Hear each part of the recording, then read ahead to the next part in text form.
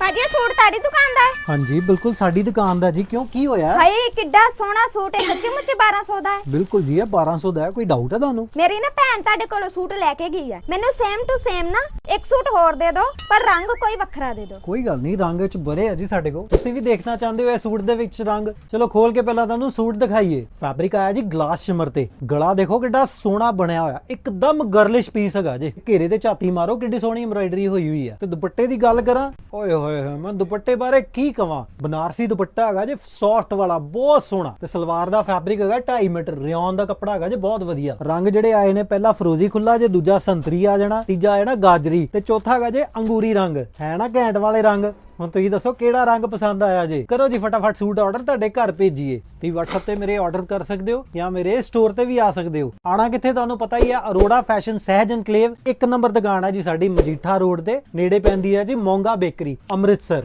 ਆ ਜਾਓ ਛੇਤੀ ਛੇਤੀ।